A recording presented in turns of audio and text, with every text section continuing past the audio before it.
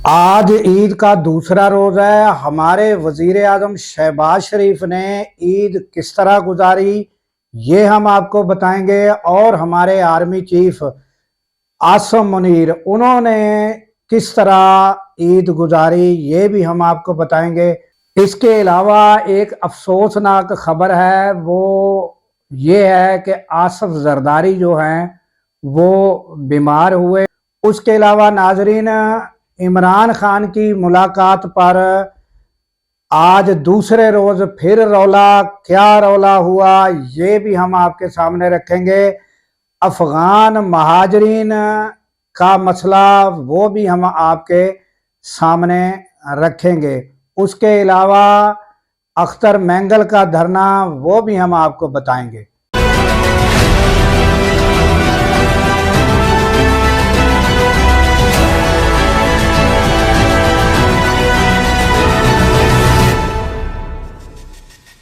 अस्सलाम वालेकुम, मैं हूं अब्दुल गफ़ार।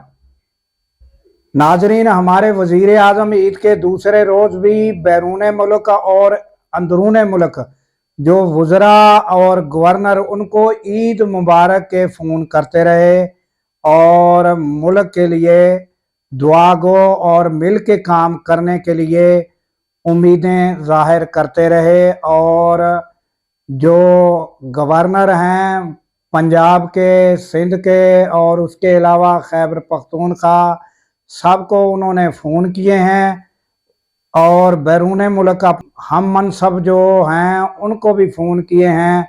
और ये सिलसिला हमारे वज़ीर आज़म का सारा दिन जारी रहा और अच्छी उम्मीदें और मिलकर काम करने का जो है वो उन्होंने अदा किया, और ये फ़ोन सारा दिन जारी रहे। ये हमारे वज़ीर आज़म शहबाज शरीफ। उसके अलावा हमारे जनरल आसम मुनीर जो हैं वो उन्होंने वाना, डेरा इस्माइल खान का दौरा किया और सरहदों पर जवानों के साथ ईद मनाई और जवानों से वन बाय वन मुलाकात की, मिले और उसके बाद खिताब भी किया, उनके हौसले बुलंद किए और उनके साथ ईद का दिन जो है वो गुजारा।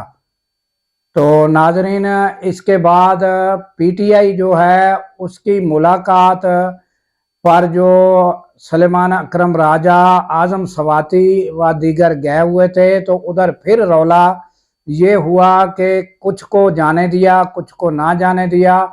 यहाँ तक कि सलेमान अकरम जिन्होंने अदालत के आर्डर से उनको ये अथॉरिटी मिली थी कि जिनके नाम ये देंगे वो जाएंगे, मगर उनको भी रोक लिया गया और ये उधर रौला पड़ा रहा।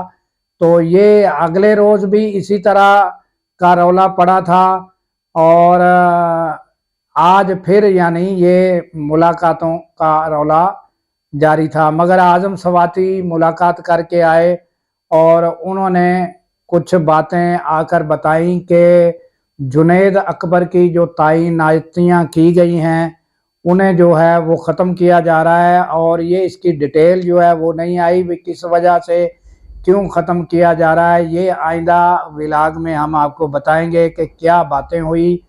बहरहाल ये है कि मुलाकातें कुछ की हो जाती हैं और कुछ की नहीं होती।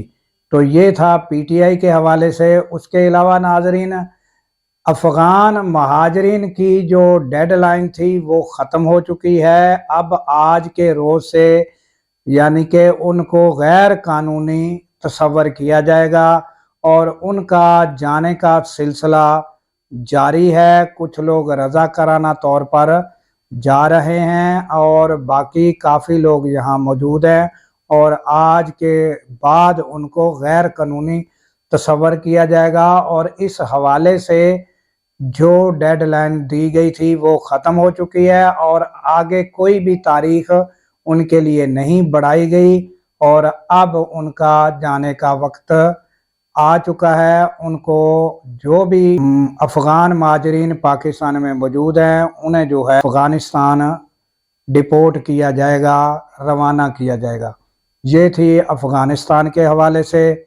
ناظرین، محسن نقوی لاہور میں کیپٹن شہید محمد علی قریشی ان کے گھر گئے ہیں، ان کے خاندان کے ساتھ، اہل خانہ کے ساتھ تعزیت کا اظہار کیا اور ان کی قربانی کو سراہا اور ان کو جو ہے وہ ان سے ہمدردی کی اور کہا کہ ان کی لازوال قربانی کو ہمیشہ یاد رکھا جائے گا۔ تو یہ محسن نقوی جو ہیں ان کے حوالے سے کہ عید کے روز ان کا بھی یہ ایک اچھا اقدام تھا کہ وہ یعنی شہید کے گھر گئے اور وہاں انہوں نے ٹائم گزارا اور ہمدردی کے الفاظ بولے، یہ بہت اچھا اقدام تھا۔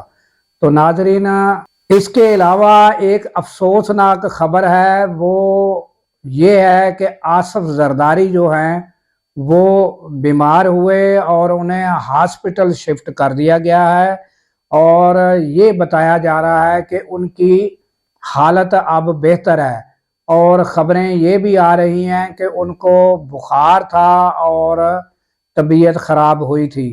بہرحال کہ دعا گو ہونا چاہیے کہ اللہ تعالیٰ ان کو صحت عطا فرمائے۔ اور ناظرین، یہ تھا عید کا روز، جو چند بڑی بڑی خبریں ہم نے آپ کے سامنے رکھی ہیں۔ تو اس کے علاوہ ناظرین، جو غزہ میں جو بربریت ہے وہ جاری ہے، اور اس کے لیے بھی دعا گو رہیں کہ اللہ تعالیٰ جو ہے ان کے لیے آسانیاں عطا فرمائے، اور ہمارا مسلم امہ جو ہے ان کو کوئی اللہ تعالیٰ توفیق دے اور وہ کوئی ایسا اقدام کریں کہ یہ جنگ بندی ہو جائے اور ان کے لیے غزہ کے لیے آسانیاں ہوں۔ تو اس کے ساتھ ہی ناظرین دیجیے اجازت کہ اللہ تعالیٰ پاکستان کی خیر فرمائے، پاکستان کی سرحدوں کی خیر فرمائے، اور سرحدوں پر معمور ہمارے جوانوں کو اللہ تعالیٰ شاد و آباد رکھے، کیونکہ ناظرین جب ہم راتوں کو سو رہے ہوتے ہیں وہ سرحدوں پر جاگ رہے ہوتے ہیں۔ اللہ حافظ۔